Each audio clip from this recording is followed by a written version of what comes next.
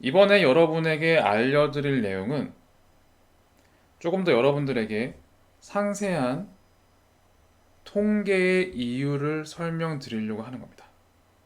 갑자기 확률을 얘기하다가 통계를 얘기하는 이유가 뭘까?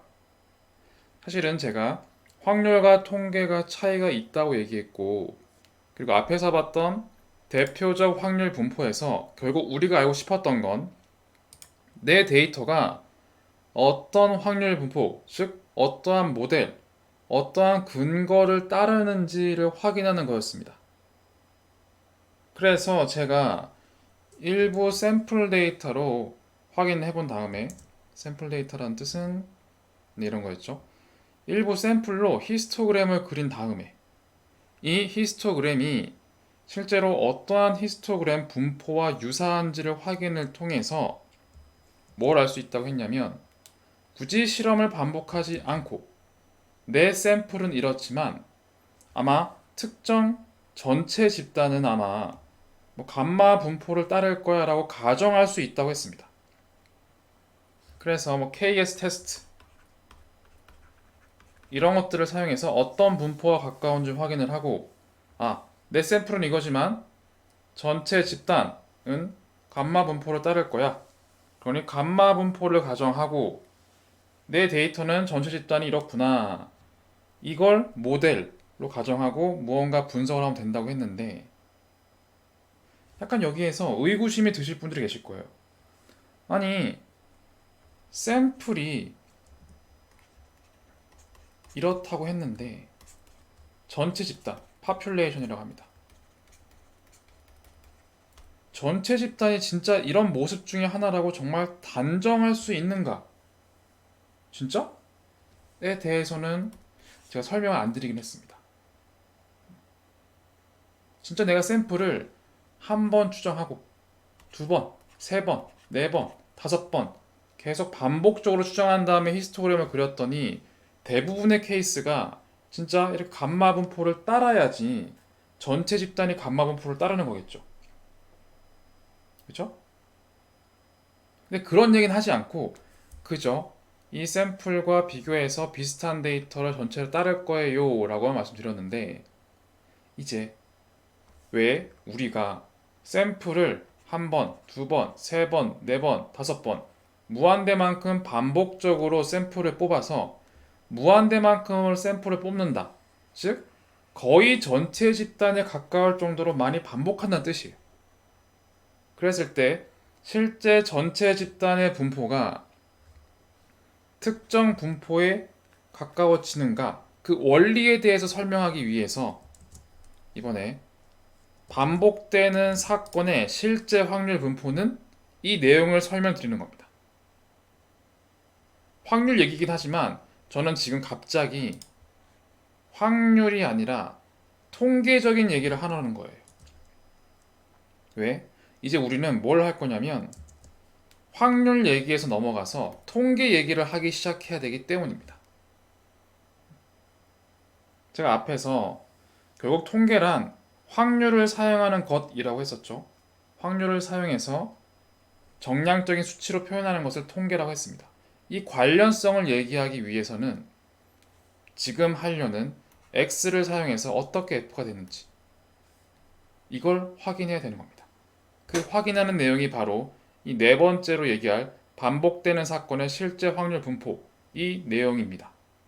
그리고 사실 이 내용을 얘기하기 위해서 제가 사실은 앞의 내용에서 약간 밑밥을 깔아놓고 설명드린 게 있었습니다. 무엇이었냐면, 이항 분포와 정규 분포를 얘기를 할 때, 제가 윷놀이를 예를 들어서 윷놀이가 발생할 수 있는 기대값은 2라고 했고, 앞면의 개수죠. 앞면의 개수가 2개, 그리고 그 기대값의 오차는 1개 정도.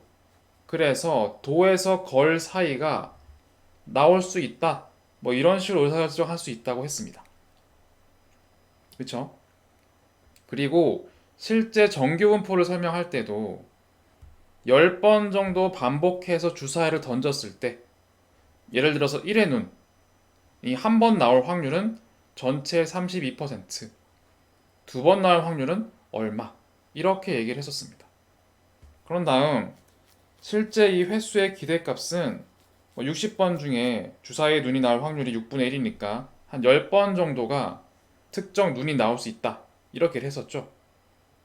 이런 것처럼 우리는 이제 이 그림을 괜히 보여드린 게 아니라 반복해 볼 겁니다. 자, 우리가 진짜 샘플 데이터가 전체 집단에 가까우려면 샘플을 반복적으로 뽑아서 실험을 해봐야 돼요. 전체 집단이 있다면 이걸 샘플을 반복적으로 뽑아봐야 반복적으로 뽑아서 대부분의 케이스에서 진짜 분포가 특정 집단을 따라야 특정 히스토그램을 따라야 전체 집단의 히스토그램 베타 분포니 정규 분포니 이렇게 되는 걸 믿을 수 있을 거잖아요. 그래서 이제는 우린 컴퓨터가 있잖아요. 내가 반복적으로 샘플을 뽑고 데이터 분석하는 거는 너무 힘든 일입니다. 그러나 우리 컴퓨터는 반복 작업을 하는데 능합니다. 그래서 마치 실제 실험을 하는 것처럼 반복적으로 추정을 할 수 있을 겁니다. 예를 들어서 앞에서 윷놀이가 기대값이 2고 오차가 1이다. 그래서 1에서 3 사이가 나올 수 있다고 했는데 이거는 한 번 했을 때죠. 특정 샘플 하나. 이걸 한 번 했더니 기대값이 2가 나왔고 오차는 1 정도가 나왔어 인 겁니다. 그런데 두 번째 샘플링도 해서 진짜 기대값과 오차를 구려보고 세 번째 샘플도 실제 수집을 해서 기대값과 오차를 계산해보고 네 번째, 다섯 번째, 여섯 번째, 일곱 번째, 여덟 번째, 아홉 번째, 열 번째 대부분의 케이스의 샘플을 전부 뽑아서 진짜 기대값이 2가 나오고 그리고 오차가 1이 나오는지 이걸 다 확인을 해보면 실제 전체 집단이 진짜 전체 집단에서도 기대값이 2가 나오고 오차가 1이 나올 수 있는지를 가늠해 볼 수 있겠죠. 그래서 우리는 지금부터 컴퓨터를 사용해서 실제로 사건을 반복시켜 볼 겁니다. 반복을 많이 하더라도 진짜 기대값이 2, 오차가 1이 나오는지 확인해 볼 거예요. 이해되시죠? 다시 정리드리면 네 번째 내용을 설명하는 이유는 실제 우리는 샘플밖에 보지 못했는데 이 샘플에 대해서 기대값과 오차를 확인할 수 있었지만 이건 전체 집단에 대한 값은 아니었어요. 그럴 수 있다고만 했지. 그래서 컴퓨팅을 사용해서 실제로 모든 샘플들에 대해서 기대값과 오차를 구해서 진짜 전체 집단에서도 기대값이 2가 나오고 오차가 1이 나오는지 이런 프로세스를 한번 확인해 보자는 겁니다. 어떻게 되는지 한번 해보겠습니다. 자, 4.1에 대한 내용은 반복되는 동전 던지기의 기대값과 오차를 계산해보는 겁니다. 우린 사실 이하분포를 따르는 동전 던지기 문제에서 실제로 동전은 앞면이 0 아니면 1 이렇게밖에 안 나오죠. 이거에 대한 기대값은 0 곱하기 2분의 1 더하기 1 곱하기 2분의 1 이라는 걸 알 수 있습니다. 그래서 0.5가 나오고 즉 동전을 던졌을 때 어떤 면이 나올까의 기대값은 0.5면이 나온다는 겁니다. 0.5면이 뭐야? 앞면이라는 거야? 뒷면이라는 거야? 그건 모르겠지만 확률 변수가 0 아니면 1밖에 없기 때문에 기대값 기준으로 봤을 땐 0.5 가운데가 나올 수 있다. 이거 당연한 얘기죠. 이런 식으로 표현할 수가 있고 실제 분산을 계산하면 기대값이 0.5이기 때문에 0 빼기 0.5의 제곱 그리고 확률 F 그리고 1 빼기 0.5의 제곱 그리고 확률 F 라고 해봤더니 0.25가 나왔어요. 그러면 즉 기대값은 0.25, 0.5죠. 기대값은 0.5. 그리고 기대값의 오차가 0.25이기 때문에 0.25에서 0.75 정도가 나올 수가 있을 거야 라는 뜻입니다. 즉 한 번의 샘플을 실제 해봤더니 기대값과 오차가 이 정도 범위가 나온다는 뜻인데, 이걸 한 번, 두 번, 세 번, 네 번 무한대만큼 많은 반복을 하면 어떻게 될까? 어떻게 변할까? 한번 생각을 해보겠습니다. 그 생각을 저는 이미 여러분들께 소개하기 위해서 전부 다 이렇게 코드를 만들어 두었습니다. 코드 내용을 자세히 아실 필요는 없지만 실제 사건이 발생할 확률 추출하는 함수를 만들고, 동전 던지기, 동전은 0 아니면 1밖에 안 나오죠. 확률 변수가. 그리고 각 동전이 나올 확률이 뒷면 나올 확률도 0.5, 1이 나올 확률도 0.5라고 고정을 한 다음에 10번, 50번, 100번, 500번을 반복시켰을 때 기대값과 기대값의 오차가 어떻게 나오는지 그림으로 그려주는 코드를 완성해 두었습니다. 그게 더 중요합니다. 그래서 결론부터 보면 이렇게 나옵니다. 자, 제가 동전을 10번 던져봤어요. 실제로. 그랬더니 평균값이 어떤 것들은 0.40에서 0.45가 2번 나왔고, 어떤 건 0.45에서 0.50이 3번 나왔고, 어떤 건 0.5에서 0.55가 4번, 그리고 0.60 이상이 한 번 나왔어요. 그래서 2, 3, 4, 1 더하면 10이죠. 10번 했더니 이렇게 횟수가 나온 거예요. 그럴 수 있죠? 10번을 했다는 게 무슨 얘기입니까? 이 내부적으로 봤을 때는 100번 반복을 한 겁니다. 무슨 얘기냐면, 자, 동전 던지기를 100번 던져봐요. 100번. 그런 다음에 평균을 계산합니다. 평균. 100번 던져서 평균을 계산했더니 한 번은 0. 제가 가운데 값으로 얘기할게요. 0.42가 나왔다고 합니다. 2번 정도는. 그리고 3번 정도는 뭐 0.46, 0.48, 0.49 이런 게 나온 거예요. 4번 정도는 0.51, 0.52, 0.53, 0.54가 나온 거고, 한 번 정도는 0.60이 나온 겁니다. 이해되시죠? 그래서 다시 정리하면 100번을 던져서 평균을 냈어요. 그랬더니 0.60이 나왔고, 그걸 10번 한 겁니다. 그랬더니 0.60, 0.51, 0.52, 0.53, 0.54, 0.46, 4748, 0.42, 44 이렇게 나온 거예요. 이해되시죠? 자, 이 개념을 아셔야 됩니다. 다시 동전 던지기를 할 때 어떤 면이 나올지 알고 싶은데 실험을 해본 거예요. 실제 100번을 던져서 평균치로 봤더니 할 때마다 다르던데 항상 0.5가 나오는 게 아니에요.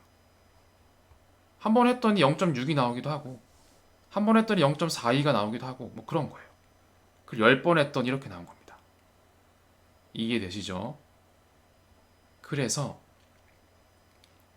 실제 10번 했을 때 이런 히스토그램이 나왔고, 이거에 대해서 평균을 구했더니 0.50이 나왔습니다. 이 기대값과 동일하죠. 그리고 분산은 얼마나 퍼져 있는가 봤더니 0.00389가 나왔어요. 실제 우리가 이론적으로 알고 있는 0.25와 차이는 나죠. 이게 실제 데이터 분석 실험입니다. 우리가 수학적으로 계산한 이론적 평균, 이론적 분산은 그냥 실존하지 않는 문제긴 해요. 실제 동전 던져보세요. 앞면이 한 번 나왔으면 그 다음에 반드시 뒷면 나오나요? 아닙니다. 앞면, 뒷면 나올 수도 있고, 앞면, 뒷면, 앞면, 뒷면 나올 수도 있습니다. 케이스는 굉장히 다양한데 그걸 직접 해봤더니 100번 했더니 뭐 앞면, 뒷면 막 나왔겠죠? 그 100번에 대해 평균을 취했더니 어떤 케이스는 0.6이 나왔고 어떤 케이스는 0.51이 나왔고 그걸 10번 해봤더니 이런 분포가 나왔고 이거에 대한 평균이 0.5, 분산이 0.0038인 겁니다. 10번 정도 하니까 진짜 앞면의 기대값은 0.5구나. 그리고 이 기대값에 대한 분산, 오차는 0.0038이구나를 알 수 있는 거고 이제 이 내용을 확장해서 50번을 했습니다. 50번. 50번 했더니 평균이 0.49가 나왔습니다. 0.5가 아니죠. 네. 항상 0.5가 나오진 않습니다. 이게 훨씬 더 현실적인 값입니다. 동전은 0.49가 평균값으로 나왔고 이 기대값의 오차는 0.0020이 나왔습니다. 0.0020. 그리고 100번, 500번을 해보니 평균은 거의 그대로죠. 0.50, 0.50이 나왔고 이 기대값의 오차는 0.0025, 0.0024가 나왔습니다. 이해되시죠? 결국 우리는 앞면 나올지 뒷면 나올지가 궁금한데 실험을 10번부터 500번까지 해봐도 기대값은 0.50이 나온다는 겁니다. 오차는 0.38에서 0.24로 줄어든다는 얘기고요. 이걸 통해 우리가 알 수 있는 규칙은 다음과 같습니다. 우리가 샘플을 한 번 뽑고 두 번 뽑고 세 번 뽑고 그걸 실험이라고 하면 실험을 증가시켜서 샘플을 많이 뽑으면 뽑을수록 모양이 어떻게 되죠? 정규 분포와 비슷해집니다. 그리고 실제로 동전에 앞면이 나올지 뒷면이 나올지 그 기대값, 예측 기대값은 정규 분포의 평균값 정도인 0.5가 발생을 했습니다. 그런데 하나 더. 그런데 오차는, 이 확률의 오차는 실제로 이론적으로 알고 있던 건 0.25인데 실제로 실험을 반복해보니까 0.25가 아니라 훨씬 작은 0.38, 0.0038, 0.0020, 0.0025, 0.0024가 나왔죠. 그쵸? 그래서 실제 오차는 이론적 오차를 실제 데이터의 개수 n으로 나눈 수치만큼 줄어듭니다.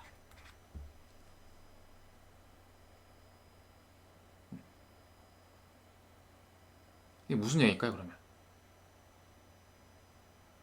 만약에 우리가 실험을 n이 증가한다고 했고 제가 지금 500번밖에 안 했죠? 이걸 한번 우리가 그려봅시다. 이터레이션을 5만 번, 5억 번, 그래서 이터레이션을 무한대만큼 하면 어떻게 될까요? 무한대만큼. 그러면 연상이 될 겁니다. 분명히 정규분포 형태가 될 거고 형태. 기대값은 아마 0.5가 나올 거고 이거의 예측 오차는 어떻게 될까요? 예측 오차.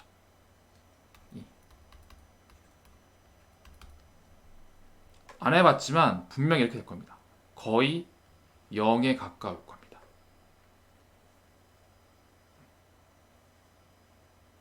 (0에) 가까울 정도로 작아질 겁니다. 그 얘기인즉 이 넓게 있는데 어떻게 0이 나오죠? 지금 여기가 우리가 지금 0.40에서 0.60이 나오는데 그쵸? 0.40, 0.60 많이 하면 이 0.40과 0.60보다 이렇게 되는 거예요. 0.5 4, 8, 0.51 이렇게 이 사이의 넓이가 줄어든다는 겁니다. 그렇게 되겠죠. 그 얘기는 뭐죠? 실제로 내가 샘플을 10번 뽑아서 실험했더니 기대값이 0.05, 분산이 0.038. 500번을 했더니 기대값이 0.5, 분산이 0.0024. 그리고 샘플링을 전체 집단을 다 커버할 정도로 굉장히 많이 뽑아서 계산해 보면 기대값은 0.5 그대로인데 분산은 오차는 거의 0에 가까워져서 실제 앞면이 나올 만한 예측 값은 0.5가 된다는 거예요. 그래서 전체 집단은 정확하게 기대값이 0.5가 나올 거야 라고 주장할 수 있다는 겁니다. 샘플일 때는 분산이 크지만 실험을 반복하면 분산, 오차가 줄어들고 줄어들어서 0에 가까워지고 이제는 주장할 수 있는 거예요. 전체 집단은 실험을 무한대로 반복하면 전체 집단에선 앞면, 뒷면 나올 수 있는 예측 기대값이 0.5로 확실해 라고 얘기할 수 있는 거예요. 오차가 줄어들기 때문에. 그래서 통계를 사용해서 샘플 데이터를 통해 우리가 F를 정하는 거였죠. 샘플 데이터로 전체 집단의 F를 알 수 있다 라고 한 이유는 통계는 실험을 반복하는 겁니다. 실험을 10번, 50번, 100번, 500번 무한대만큼 반복을 하면 이때보다 전체 집단으로 갈수록 실험을 많이 하잖아요. 당연하죠. 실험을 많이 하면 많이 할수록 오차는 줄어드는 게 당연합니다. 왜? 전체 집단의 특성을 알게 되니까. 전체를 모를 때는 데이터가 작을 때, 스몰 데이터일 때는 오차가 크겠지만 데이터가 많아지고 많아져서 빅데이터에 가까워지면 전체 집단에 대한 오차가 거의 0에 가까워질 거고 따라서 그런 이유 때문에 우리는 통계를 사용하면 전체 집단의 특성을 알 수 있다라고 얘기하는 겁니다. 그래서 앞에서 저희가 나의 데이터는 어떤 확률 분포일까? 제가 샘플로 히스토그램을 그리신 다음에 이것들이 많은 종류의 분포들 중에서 어떤 거와 유사한지 발견하시고 그것이 전체 집단일 거라고 생각하세요 라고 한 이유가 바로 이 이유 때문입니다. 이 이유란 통계라는 건 스몰 데이터를 뽑아서 모집단의 특성을 확인하고 스몰 데이터를 뽑아서 모집단의 특성을 확인하고 이걸 반복적으로 실험을 해서 전체 집단을 커버한 만큼 많은 샘플의 빅데이터를 타 히스토그램을 그려보면 그때 히스토그램에서 확률 변수에 대한 기대값의 오차는 0으로 작아지기 때문에 기대값이 얼마다 라고 주장할 수가 있다. 즉 전체 집단의 기대값은 얼마다 라고 강력하게 주장해도 된다라는 겁니다. 이런 프로세스 때문에 우리는 그저 샘플의 히스토그램으로 감사하게도 전체 집단의 분포가 무엇일지 정할 수가 있는 겁니다. 이해되시죠? 이런 흐름의 설명을 처음 들으셨을 수도 있고 이것이 통계라는 것을 처음 보셨을 수도 있을 거예요. 이것이 확률과 통계를 경계를 넘나드는 겁니다. 자, 다시 정리해서 설명을 좀 하면 헷갈리시면 안 되기 때문에 정리가 좀 필요합니다. 그러면 이걸로 하죠.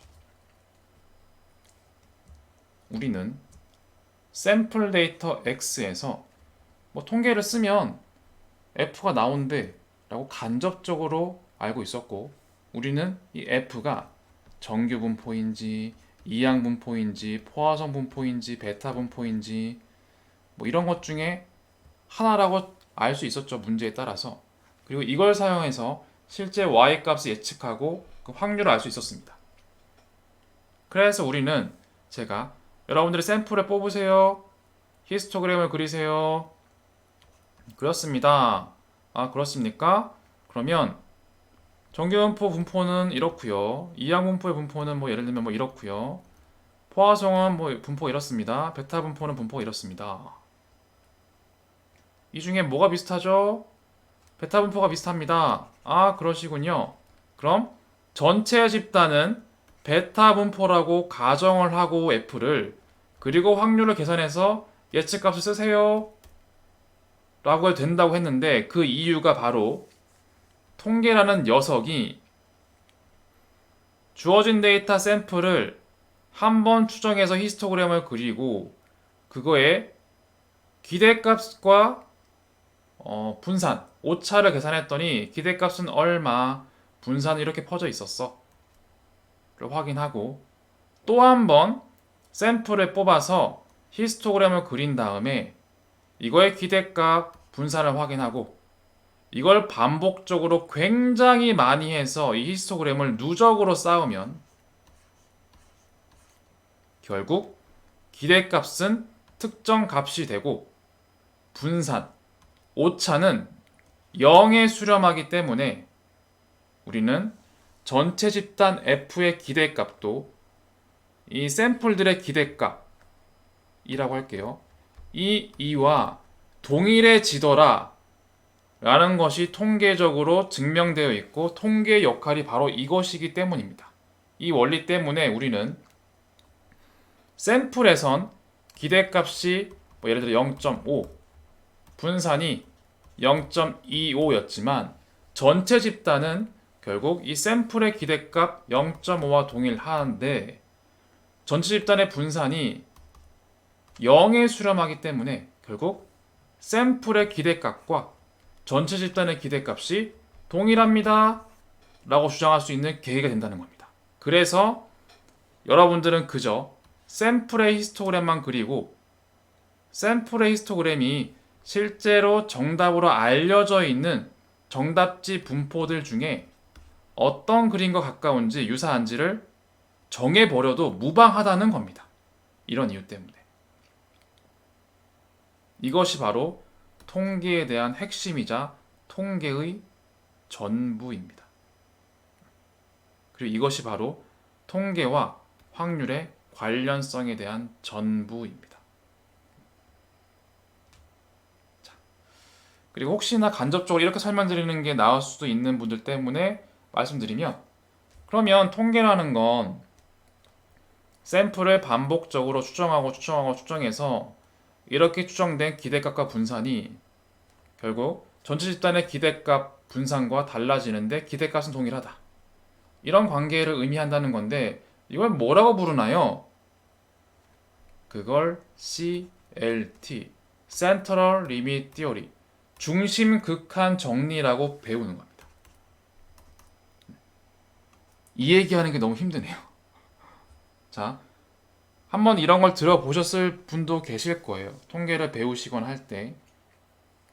그런데 이게 통계나 이런 것들을 이 수식에 매몰돼서 중심극한 정리, 용어, 이 명칭 도대체 외워서 뭐합니까 도대체? 명칭이 중요한 게 아니에요. 명칭 외우고 이거에 대한 수식, 뭐 x반은 정규분포의 뭐 0의 뭐 n의 시그마 제곱 뭐 이런 거 외우고 이걸로 계산해서 n이 뭐 1일 때는 분산이 얼마 계산해서 3이 나오고 4가 나오고 이 계산을 왜 합니까 도대체? 이 이름 알 필요 없습니다. 검색하면 다 나옵니다. 이 숫자, 특성 계산하는 거 사실 잘하면 좋겠지만 몰라도 됩니다. 중요한 건 이 명칭과 수식에 함몰돼서 이러한 통계의 의미를 모르는 게 더 위험한 겁니다. 도대체 통계는 무엇이고 도대체 확률은 무엇이고 이 둘과의 관계는 무엇인가? 이거에 대해서는 평생을 모르면서 계속 왜 자꾸 통계 확률 공부는 계속 하시는 건지 저는 좀 안타까운 거예요. 그래서 제가 이 내용을 전혀 수학적 용어에 대한 설명이 1도 없이 이 그림 하나만으로 통계가 무엇인지, 확률이 무엇인지, 이 둘과의 관계가 무엇인지 이런 것들을 수학을 전혀 쓰지 않고 용어 내용 1도 얘기하지 않고 설명드리는 겁니다. 여러분들이 기억하셔야 될 건 이 용어 아닙니다.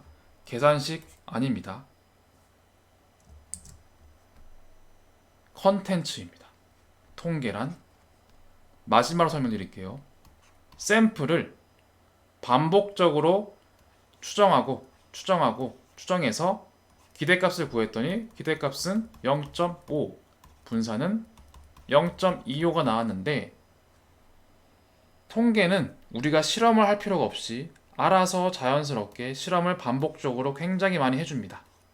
해주면 전체 집단에 대한 F의 기대값도 동일하게 샘플의 기대값과 똑같아진다. 그런데 분산은 0처럼 굉장히 작아진다. 작아지기 때문에 오차가 0에 가까워져요. 오차가 0에 가까워진다. 즉 샘플이 아니라 전체 집단의 기대값을 0.5라고 주장해도 된다. 오차가 0이니까. 근데 이것이 샘플과 동일하다. 이걸 해주는 게 통계 역할입니다. 그리고 이러한 통계 역할 때문에 우리는 당당하게 사용할 수가 있습니다. 주어진 데이터 귀찮죠? 한 번만 샘플을 내서 히스토그램을 그리세요.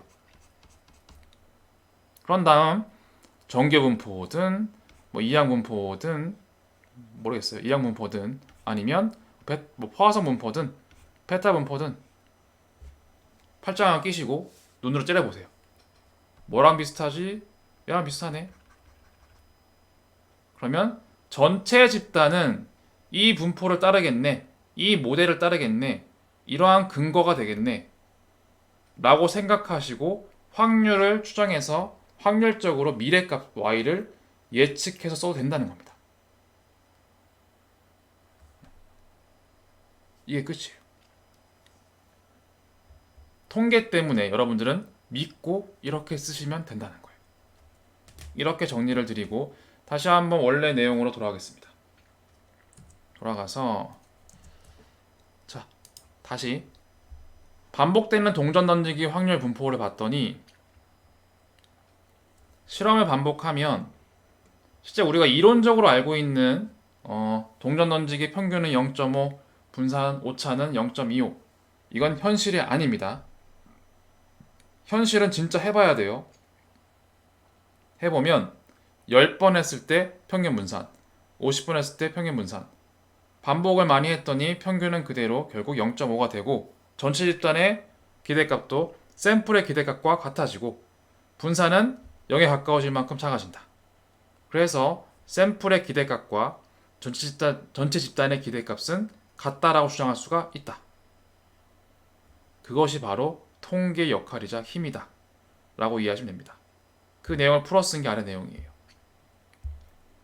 우리가 실험을 반복할 필요 없지만 실제로 우리의 통계 역할과 힘 때문에 실험을 반복했다고 가정을 하면 그 실험의 기대값은 정규분포와 비슷해지고 정규분포의 평균값 정도로 확률이 발생할 것이고 그 오차는 점점 작아져서 전체 집단의 특성, 전체 집단의 확률로 마찬가지로 0.5가 될 것이다 라고 주장할 수 있는 계기가 되는 겁니다.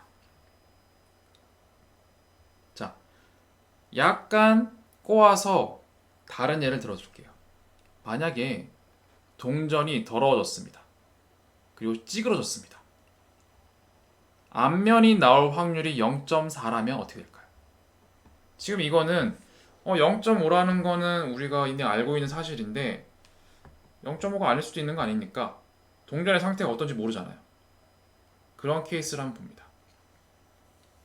그래서 만약에 동전이 찌그러져서 앞면이 나올 확률이 0.4가 되고 뒷면이 나올 확률이 0.6이라고 합시다. 그럼 그거에 대한 평균과 분산을 구해보면 기대값과 기대값의 오차를 구해보면 앞에선 0.5, 0.25가 나왔지만 이번엔 0.4 그리고 0.24가 나옵니다. 0.24 나오게 되는데 이 숫자가 중요한 게 아니고 실제로 실험을 반복하면 어떤지 한번 봅시다. 자, 이렇게 나옵니다. 동전을 100번 던져서 그거의 평균을 구했어요. 그랬더니 한 번은 0.3이 나왔답니다. 또 동전을 100번 던져서 이거 평균을 구했어요. 그랬더니 한 3번 정도는 0.35가 나왔답니다.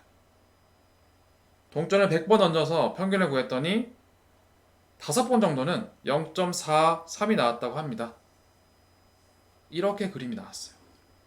그래서 이 히스토그램의 분포에 대한 기대값을 확인해 봤더니 0.39 그리고 오차는 0.0036으로 된 겁니다.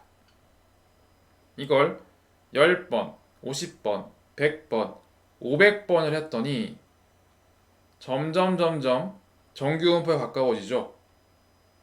그리고 기대값은 0.39, 0.39, 0.39, 0.40이 나옵니다. 오차 0.0036에서 0.0026으로 줄어드는 추세가 있습니다. 그쵸? 실제로 이론적인 값과 기대값이 유사하게 나타나게 되죠. 한 번 실험에서 0.4가 나오더라도 모든 샘플을 다 해봤을 때도 기대값이 0.4가 나온다는 겁니다. 자, 그 다음 예시는 이러한 방법을 좀 더 확장한 거예요. 제가 실험을 1000번과 5000번 해봅니다. 그랬더니 실제로 1000번, 5000번 모두 결국 증가시켰더니 정규분포와 비슷해지죠. 그리고 정규분포의 평균값 0.4, 0.4 정도의 확률로 전체 집단에선 암면이 발생할 거야 라고 주장할 수가 있고, 그리고 이 기대값 확률이 0.4라고 했는데 이것의 오차는 0.24가 아니라 훨씬 작은 숫자로 줄어든다 라는 걸 확인할 수가 있었습니다. 자, 그러면 동전 던지기가 아니라 이번엔 주사위 던지기면 어떻게 될까요? 내가 주사위를 던졌을 때 어떤 면이 나올까? 이게 좀 어쨌든 우리가 궁금한 거죠. 1, 2, 3, 4, 5, 6 중에 뭐가 나올까?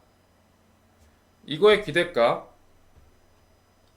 x 1일 때 6분의 1, 2일 때 6분의 1, 3일 때 6분의 1, 4일 때 6분의 1, 5일 때 6분의 1, 6일 때 6분의 1. 이걸 계산하면 3.5가 나온답니다. 즉 주사위를 던졌을 때 나올 수 있는 눈의 기대값은 3.5가 되고, 이거를 오차를 확인해 보기 위해서 1-3.5의 제곱 그리고 곱하기 f, 2-3.5의 제곱 곱하기 f, f, f, f, f 하면 2.92가 나온답니다. 즉 이건 주사위를 던지면 3.5의 기대값이 나오게 되고, 그리고 오차는 2.92가 나온답니다. 2.92. 2.92를 빼면 뭐 0.6부터 뭐 엄밀한 설명 아니지만 뭐 6.4 이렇게 나온다는 거네요. 이 정도 범위가 나온다 합니다. 뭐 당연한 얘기죠. 1에서 6 사이인데 그 중에 3.5가 나올 확률이 제일 높은 거겠죠. 그런데 이거는 이론입니다. 이론이고 실제 이론이 아니라 실험을 한번 해볼게요. 실험하기 위해서 코드에서 제가 1, 2, 3, 4, 5, 6 값이 나올 수 있고 각 값은 6분의 1의 확률입니다. 이걸 주사위를 100번 던져서 100번 던진 후 기대값을 한번 계산합니다. 분산도 계산합니다. 일단 기대값을 계산하면 100번 동안 뭐 1, 2, 3, 4, 5, 6, 뭐 6, 3, 2, 1 뭐 막 나올 수 있죠? 그 평균 계산한 거예요. 그거를 10번 정도 했더니 실제 기대값은 항상 3.5가 나오는 게 아니라 3.5는 의외로 한 번 나왔고 3.4는 두 번, 3.3도 두 번, 3.55도 두 번, 오히려 3.65는 세 번 나왔답니다. 이게 실제 실험이고 우리의 데이터이고 현실입니다. 이거를 50번, 100번, 500번으로 반복 횟수를 늘려서 샘플을 전체 집단을 커버할 만큼 많이 추출해서 기대값을 구해보면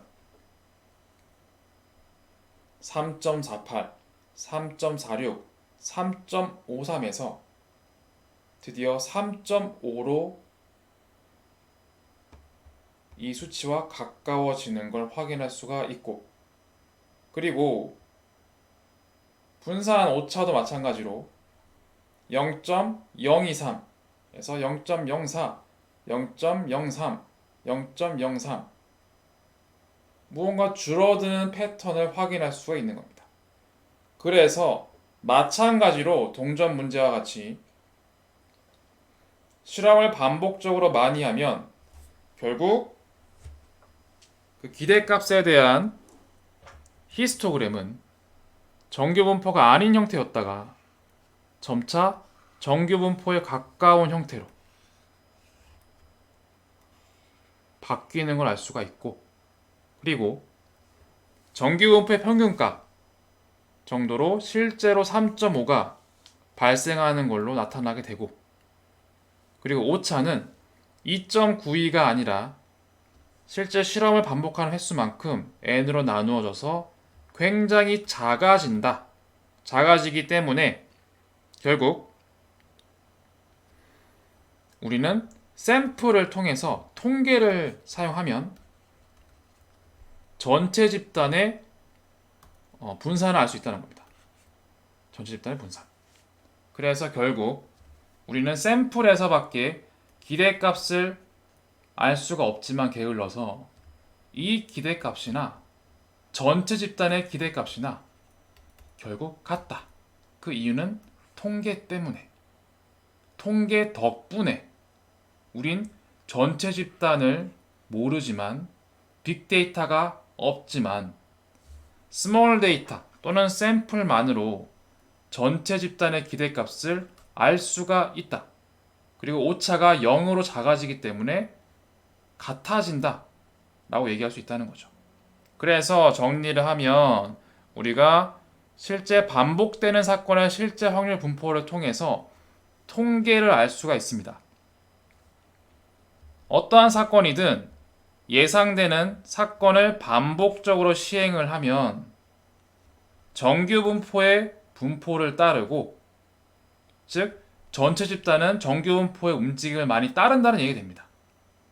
그래서 제가 앞서서 대표적 확률 분포가 이항 분포, 정규 분포 이것저것 있지만 실제로 대부분의 케이스는 정규 분포가 많습니다 라고 한 이유가 바로 이런 통계의 특성 때문이기도 합니다. 그리고 그 확률 변수의 평균적인 값으로 사건이 발생할 것이고, 오차는 그 사건이 발생되는 기대값은 평균에 가까워지고 오차는 거의 0에 가까워지기 때문에 우리는 어떤 사건, 예상되는 사건, 이걸 반복적으로 실험하지 않더라도 이 사건의 기대값만큼 전체 집단의 기대값은 같을 것이다 라고 얘기할 수가 있기 때문에 통계를 통해, 샘플을 통해 전체 집단을 알 수 있다는 겁니다. 결국 샘플로 전체를 아는 것, 이것이 바로 뭐라고 했죠? 제가 앞에서 이렇게 표현했어요. 통계 추론. 네, 통계 추론입니다. 결국 통계의 목적이 제가 이거랑 비교했을 겁니다. 통계 추론과 알고리즘 학습.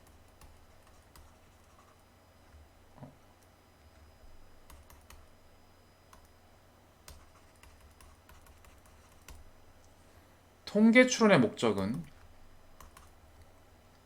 샘플 데이터에서 전체 집단의 특성을 파악하는 게 목적이라고 했습니다.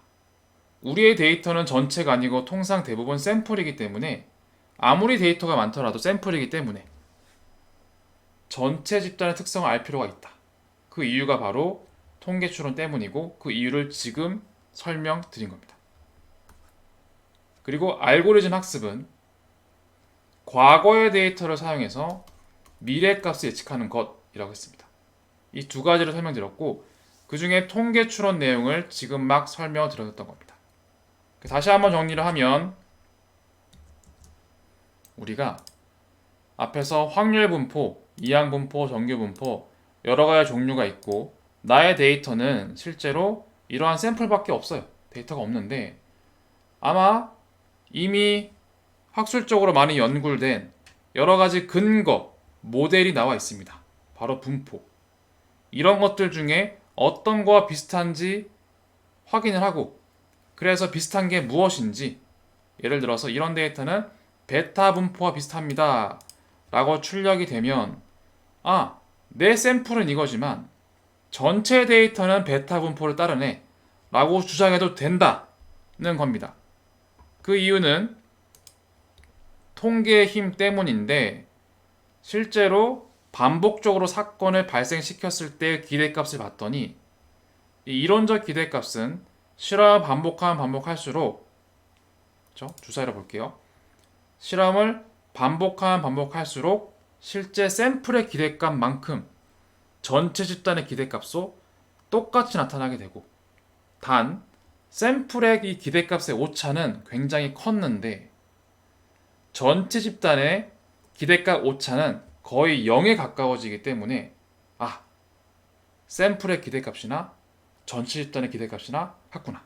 즉 샘플의 특성이나 전체 집단의 특성이나 같구나 라고 주장할 수 있는 근거가 되기 때문에 우린 이걸 사용해서 통계, 확률을 사용해서